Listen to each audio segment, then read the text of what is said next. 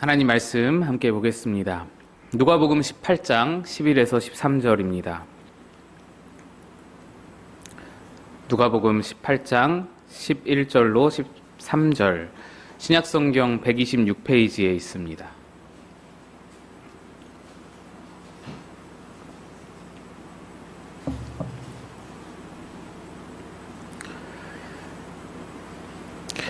우리 함께 합독하여서 읽겠습니다. 시작.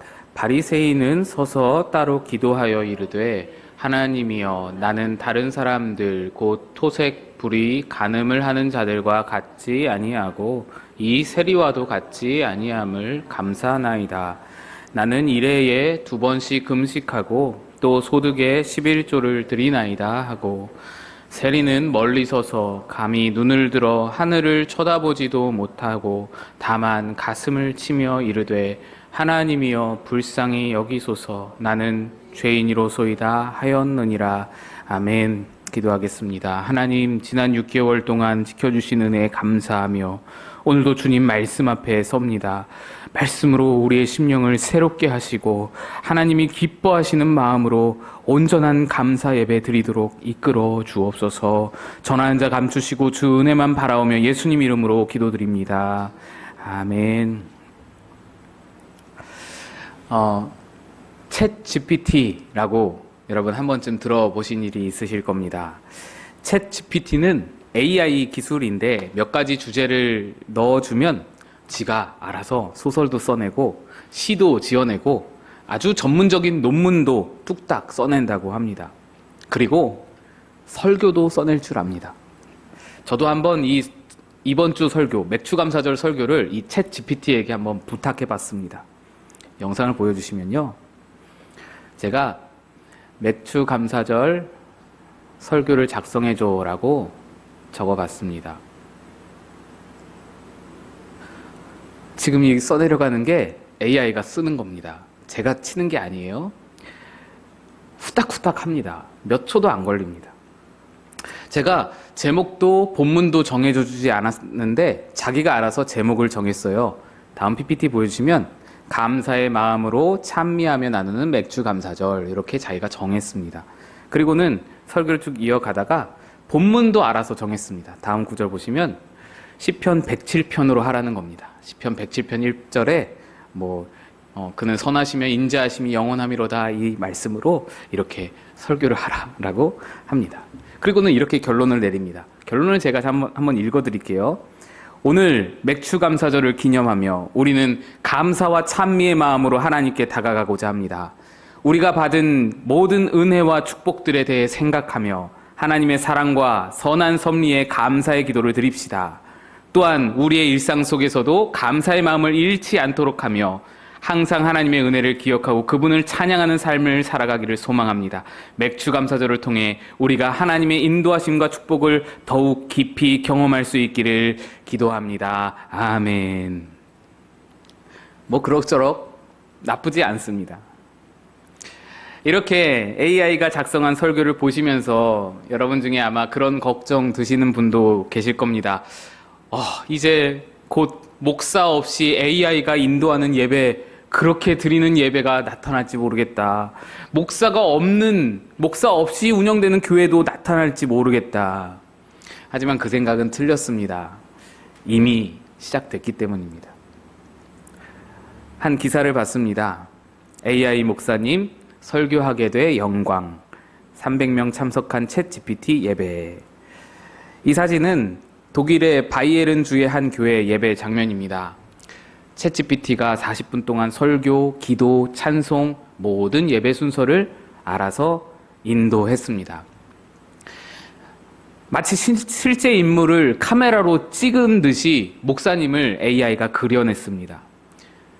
여러분 보시는 사진 중앙에 화면이 있고 사람이 서 있잖아요. 그게 카메라로 찍은 영상이 아닙니다. AI가 그림을 그려서 실물을 만들어낸 겁니다. 목소리도 만들어내고요. 작성된 설교를 저 목사님이 읽고 설교도 읽고 찬송도 부르고 예배를 다 인도했습니다. 이 예배를 독일 교인들 300명이 참석해서 함께 예배를 드렸는데요. 이러한 예배를 한국 교회가 주목하고 있다는 소식입니다. 맨날 문제만 일으키는 인간 목사, 돈은 돈대로 들어가는데 마음에 안 드는 인간 목사보다 훨씬 훌륭하고 말도 잘 듣는 맘 편한 AI 목사. 근데 여러분도 보시면서 거부감이 드시죠? AI 예배에 문제가 있습니다. 예배가 인간을 위한 서비스라면 예배에 참여한 회중들에게 위로와 은혜와 어떤 만족을 주기 위한 하나의 퍼포먼스라면 이거 괜찮습니다. 그럴듯해 보이고요. 크게 문제될 거 없습니다. 그러나 예배의 대상은 회중이 아니라 인간이 아니라 하나님이시죠. 그래서 문제입니다. 하나님께서 이렇게 마음도 없고 영혼도 없는 자가 인도하는 AI 예배를 과연 받으실까? 이 문제에 우리가 봉착하게 되는 것이죠. AI는 마음과 영혼을 담아서 설교하고 예배하는 게 아닙니다. AI의 설교하고 예배 인도하는 방식이 무엇입니까? 수백, 수천억 개에 달하는 데이터, 인터넷상에 떠도는 모든 데이터, 예배와 관련된 성경 말씀과 관련된 모든 데이터를 다 수합해서 빠른 속도 내에 몇 초 내에 그것을 학습하여서 그 모든 것들을 공부해서 흉내내는 것입니다. 마음과 영혼이 없습니다. 마음으로 느껴서 감동하고 그것을 전하는 것이 아닙니다. 여러분, 오늘은 맥주 감사주일이죠. 우리는 한평생 교회 생활하면서 40번, 50번, 60번 더 이상으로 더 많은 맥주 감사절 우리가 보내왔습니다. 오늘도 그중 하나 맥주 감사절 예배를 드립니다. 그래서 우리는 매년 동안 해왔던 대로 익숙하게 맥주 감사 헌금을 드리고 익숙하게 맥주 감사 찬송을 부르고 아주 익숙하게 맥주 감사 예배를 드립니다. 우리의 쌓여온 경험으로 우리가 쌓아온 수많은 데이터들을 통해서 학습되고 기억된 그 모든 데이터들로 아주 익숙하게 우리가 예배를 드린다라는 것입니다. 그런데 그러다 보니 어쩌면 AI가 드리는 예배와 우리의 예배가 다를 바가 없을지도 모르겠다는 생각이 든 것입니다. 우리에게도 성령의 감화하심과 중심의 진실함과 하나님을 향한 진심 어린 감사의 마음이 없다면 AI 예배와 별 차이가 없는 것 아닌가라는 생각이 든 것이죠. 참 아이러니한 것이 AI가 작성한 맥주감사절 설교를 읽어보니 그가 제일 중요시 여기는 것이 무엇인 줄 아십니까? 감사의 마음이었습니다. 감사의 마음이 중요하다면서 감사의 마음을 강조하고 있었습니다. 마음도 없는 녀석이, 마음이 뭔지도 모르는 녀석이 마음을 강조하고 있고 마음이 가장 중요하다고 말하고 있는 겁니다. 그렇습니다. 예배뿐 아니라 감사에서도 여러분 마음이 가장 중요합니다. 우리는 마음을 놓쳐서는 안 됩니다.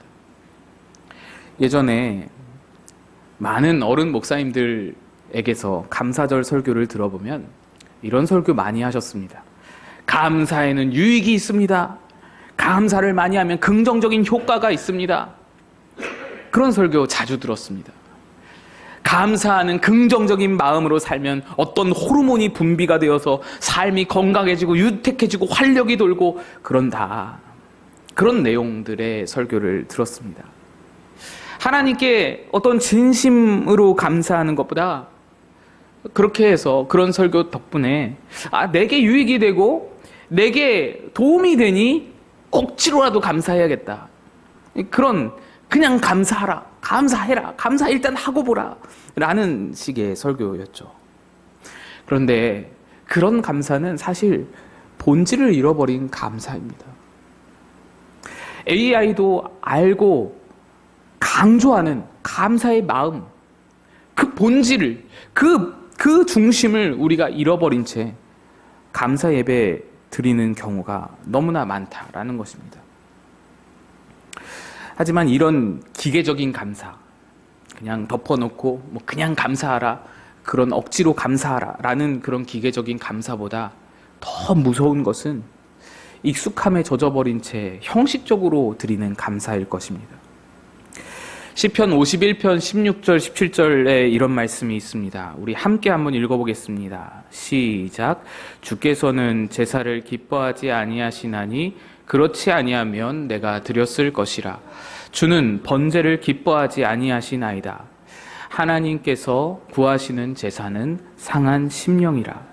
하나님이여 상하고 통회하는 마음을 주께서 멸시하지 아니하시리이다.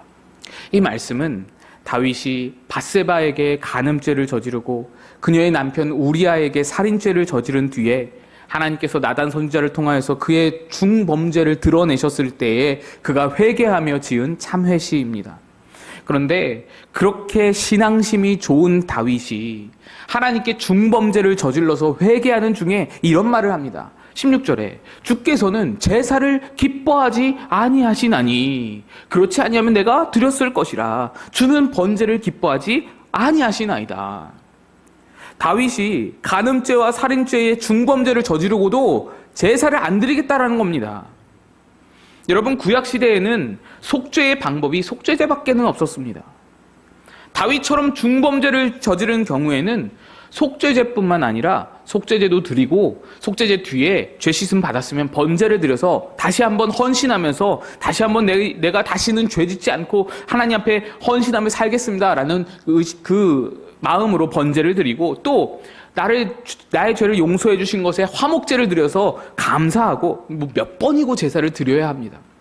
그런데 다윗은 그 회개 기간 동안에 그의 회개 기간 동안에 제사를 안 드렸습니다. 사무엘하 12장에 다윗의 회개에 대한 그 역사적인 기록이 사실적 기록이 나와 있는데 거기에도 제사 기록이 없습니다. 왜 다윗은 제사를 드리지 않았을까요? 왜냐하면 다윗은 하나님이 무엇보다 마음을 중시 여기신다는 것을 알았기 때문입니다. 다윗은 하나님과 관계도 회복이 되지 않은 채 형식적으로 그냥 제사 드리고서 나 용서받았소, 나 제사 드렸으니 나 용서받았소 라면서 그렇게 대충 퉁쳐버리기 싫었던 겁니다. 마음으로 하나님을 다시 모시기를 원한 겁니다. 마음으로 하나님께 나아가기를 원했던 겁니다. 여기서 주님이 기뻐하시지 않으신다라고 말하는 것은 형식적인 제사를 말합니다. 마음이 없는 제사를 하나님이 싫어하신다는 겁니다. 그거 백날 들어봐야 쓸데없다는 겁니다.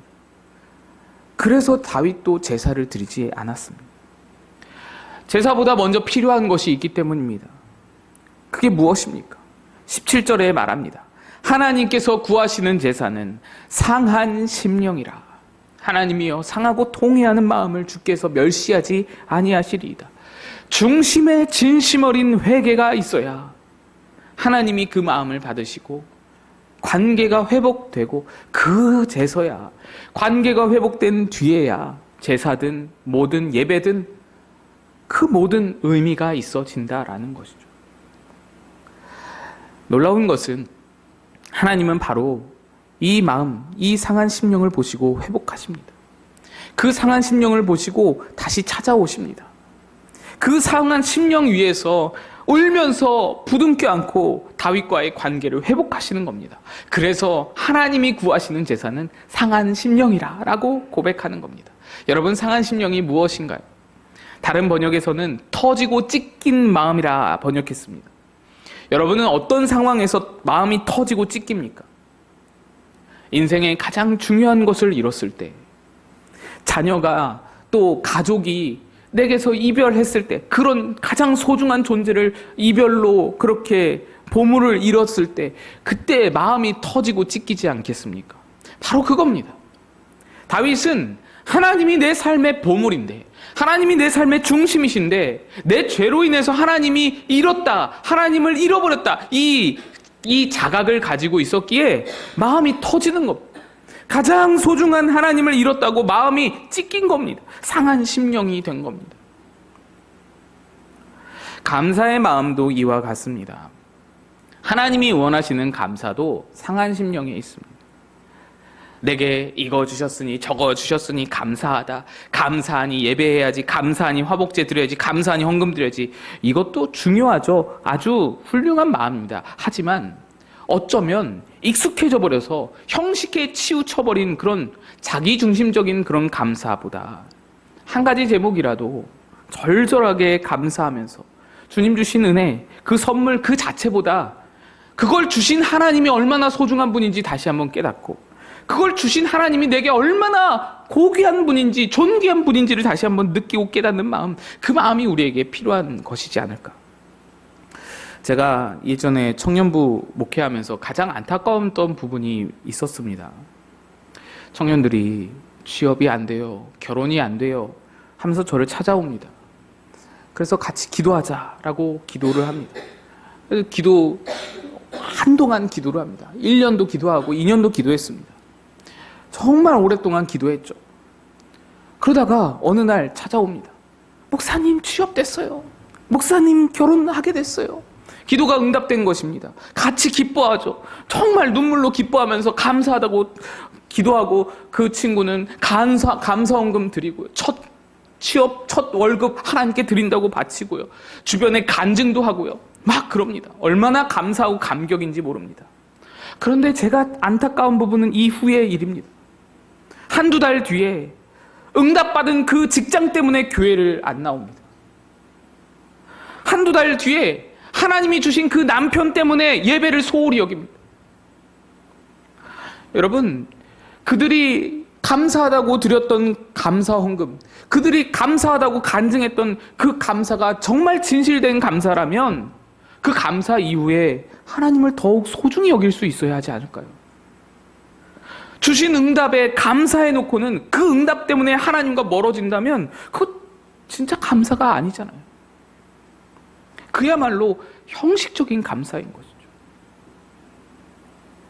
이런 형식적인 감사는 사실 모두 다 자기중심적인 마음에서 나옵니다. 자기가 중심에 있고 하나님은 나를 서포트해주는 존재, 하나님은 나를 도와주는 존재로 여기다 보니 은혜를 받아도 형식적으로 감사하고 하나님과의 관계는 더 진전되지가 않습니다. 하나님을 멀찍이 두고서 하나님을 어떤 도와주는 도깨비 방망이 정도로 여기면서 필요할 때만 은혜를 구하는 삶. 오늘 본문 말씀이 바로 그렇게 자기중심적이고 아주 형식적인 감사와 또 상한 심령의 대비를 잘 보여줍니다. 오늘 본문은 성전 앞에서 각각 따로 서서 기도하는 바리새인과 세리를 보여줍니다. 바리새인은 감사하며 기도합니다. 그의 기도에 감사가 있습니다. 그런데 세리는 감사가 없고 가슴만 치고 있습니다. 바리새인의 감사 내용이 무엇입니까? 11, 12절입니다. 바리새인은 서서 따로 기도하여 이르되 하나님이여, 나는 다른 사람들 곧 토색, 불의, 간음을 하는 자들과 같지 아니하고 이 세리와도 같지 아니함을 감사하나이다. 나는 일에 2번씩 금식하고 또 소득의 11조를 드리나이다. 그는 다른 사람들과 비교해 봤을 때 자신의 삶이 더 의롭고 경건하고 더 복된 것을 감사하고 있습니다. 감사할 일이죠.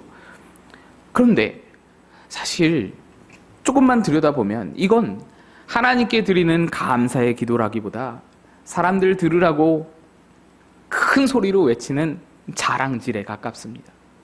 자기 경건을 자랑하는 겁니다. 감사를 핑계 삼아서 자기 자랑 늘어놓는 겁니다. 감사의 목적이 자기 자신에게 있습니다. 자기 중심적인 감사인 겁니다.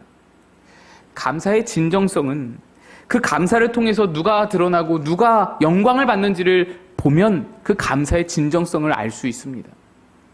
하나님께 감사한다라고 하면 그 드린 감사가 그 감사의 결과로 하나님이 드러나고 하나님이 높임을 받아야 마땅한 것이죠.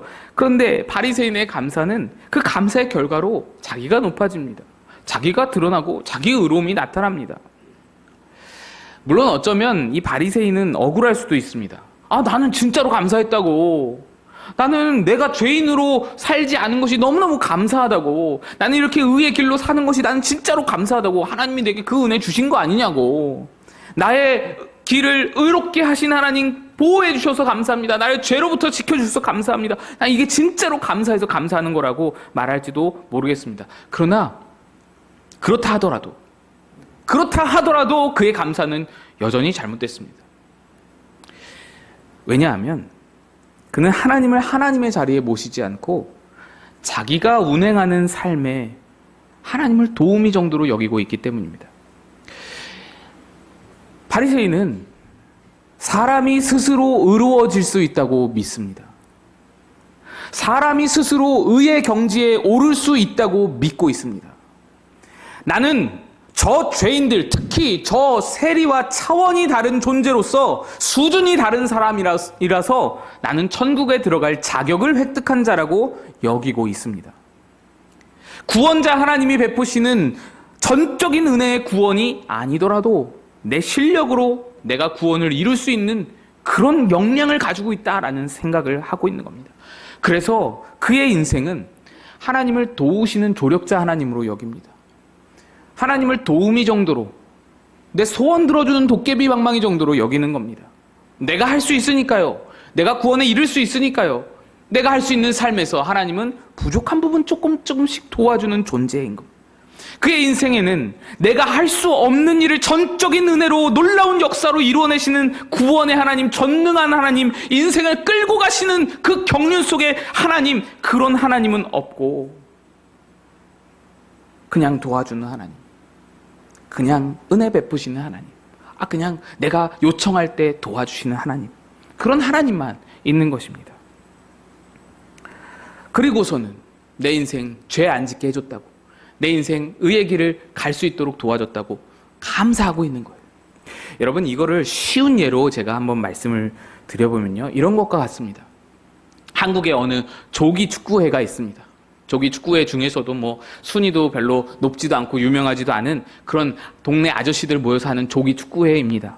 근데 그 조기 축구회에서 월드스타 손흥민 선수를 초청했습니다. 그래서 같이 대회를 엽니다. 이게 얼마나 영광입니까?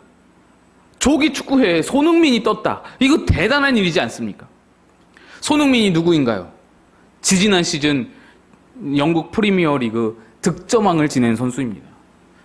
축구 공격수로서 너무나 훌륭한 기량을 가지고 패스를 기가 막히게 찔러넣고 빠른 속도로 공간을 침투하고 안정적으로 골을 넣을 수 있는 세계적으로도 손에 꼽히는 탁월한 능력을 가진 공격수입니다. 그런데 이 조기축구회에서 손흥민을 선수를 모셔놓고는 뭐라고 하냐? 손흥민 선수 와줘서 감사합니다. 골키퍼를 맡아주세요. 경기 내내 골키퍼에 박아두는 겁니다.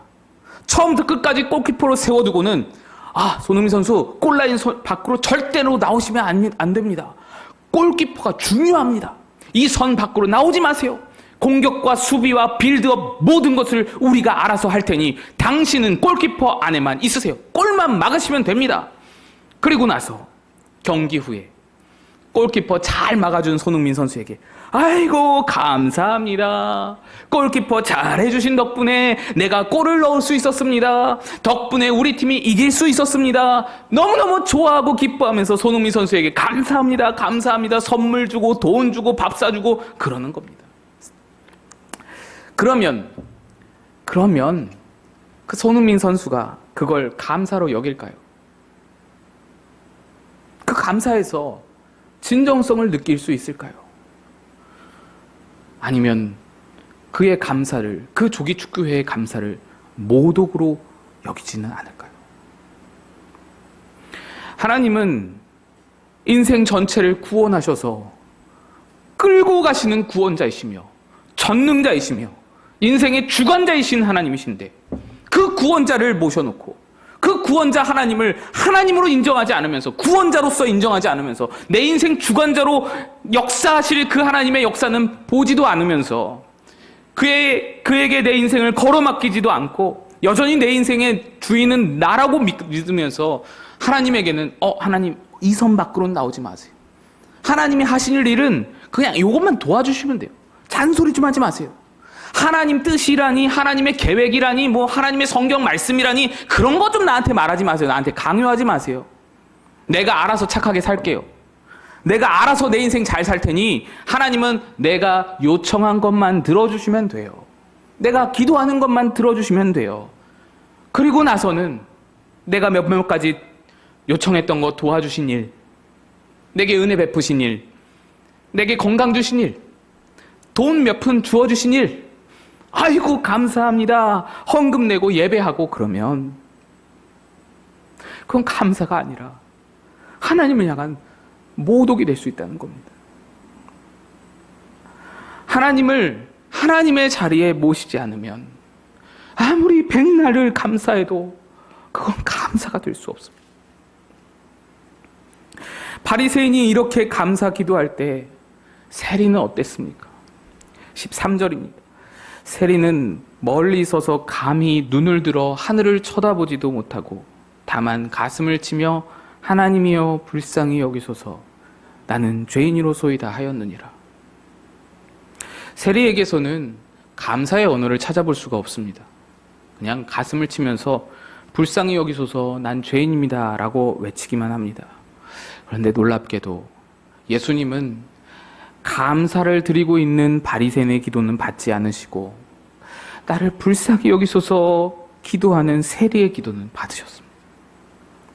14절 보시면 내가 너희에게 이르노니 이에 저 바리새인이 아니고 이 사람이 의롭다 하심을 받고 그의 집으로 내려갔느니라. 무릇 자기를 높이는 자는 낮아지고 자기를 낮추는 자는 높아지리라. 예수님은 왜 그러셨을까요? 왜 바리새인의 기도는 받지 않으시고 세리의 기도를 들으셨을까요? 왜냐하면 세리의 기도가 바로 하나님이 구하시는 제사 상한 심령이었기 때문입니다. 세리는 하나님을 하나님의 자리에 모셨습니다. 하나님 없으면 안 되는 그 마음을 가졌습니다. 나는 죄인으로소이다. 이 말은 나는 구제불능입니다 라는 소리입니다. 나는 내 인생을 끌고 갈 실력이 없습니다. 하나님 나를 구원하소서. 내 인생 전체를 하나님께 맡깁니다. 하나님이 아니면 난 살아갈 힘이 없습니다. 하나님만이 그 일을 하실 수 있습니다. 가슴을 치면서 이 말을 하는 겁니다. 구원이 하나님밖에는 하실 수 없는 일임을 알고 하나님께서 그 일을 하실 수 있도록 하나님께 그 자리를 내어드리면서 내 삶을 맡기는 겁니다. 이 마음이 바로 시편 51편의 다윗의 마음입니다. 바로 상한 심령인 것이죠. 이 사람의 기도에 직접적인 감사의 언어는 없습니다만 그러나 이 사람의 앞으로 펼쳐질 인생에는 감사의 여지가 무궁무진합니다. 내가 할 수 없는 일을 하나님이 행하셨으니 이 얼마나 감사와 감격이 넘칠 일인가요? 그래서 예수님은 이 세리의 기도를 받으시고 바리새인의 기도를 받지 않으셨으며 바리새인은 낮추시고 세리는 높여주시는 겁니다. 여러분, 맥주 감사절입니다. 우리가 진정으로 드려야 할 감사가 무엇입니까? 다른 모두가 자기 중심의 형식적인 감사를 드릴지라도 우리가 진짜로 회복해야 할 감사는 상한 심령인 줄로 믿습니다. 상한 심령으로 하나님을 하나님의 자리에 모시는 것이 우리가 드려야 할 진짜 감사일 것입니다. 오늘 그 상한 심령을 가지고 우리 함께 이 찬양을 함께 불렀으면 좋겠습니다.